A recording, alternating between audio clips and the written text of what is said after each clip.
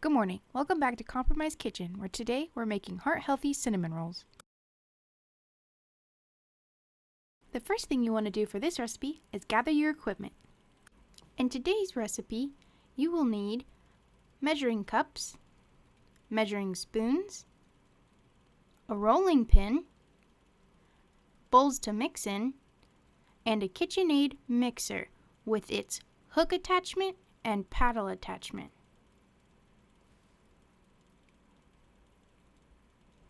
You will also need an 8-inch cake pan coated with your preference of non-stick cooking spray.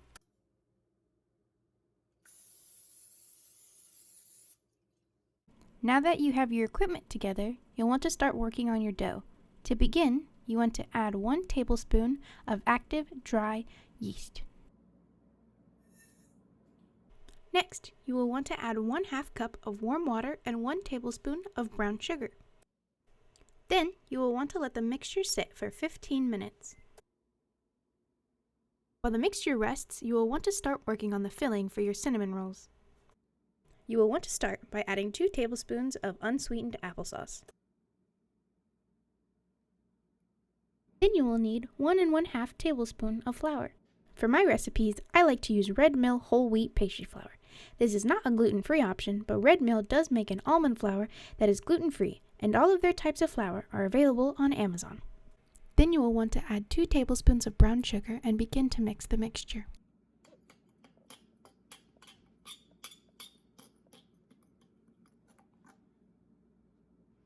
Once the ingredients are mixed together thoroughly, you will want to add 1 teaspoon of cinnamon and mix it in with the rest of the ingredients. Once the ingredients are all mixed up, you can put the filling to the side to use later on. Once the 15 minutes have passed, you can check back in on your dough. At this point, the mixture should look very frothy. At this point, you will want to add 2 tablespoons of unsweetened applesauce, as well as 1/2 teaspoon of salt.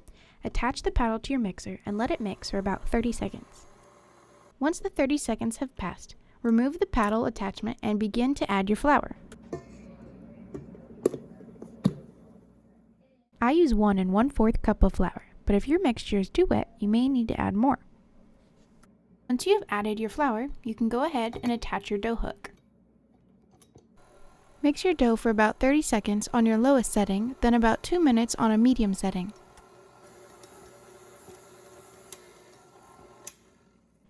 During this process, you may need to scrape the sides of your mixing bowl to ensure all the ingredients make it into the mix. At this point, you will want to set your oven to preheat to 350 degrees Fahrenheit or 180 degrees Celsius.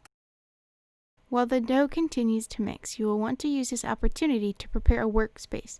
Make sure to cover your worktop and your rolling pin in flour so the dough will not stick.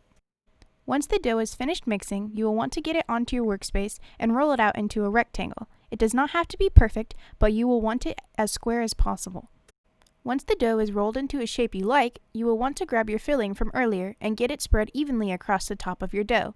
The dough will be soft, so be careful. Do not tear it. Once your filling is spread across the top of your dough, you will want to begin your roll. Go slowly and make sure you get a nice tight roll, as that will help the cinnamon roll look better and better retain its filling. Once you have your roll, you will want to grab a serrated knife and cut your rolls out. You will need to make sure it is serrated because using a regular knife will smush your rolls.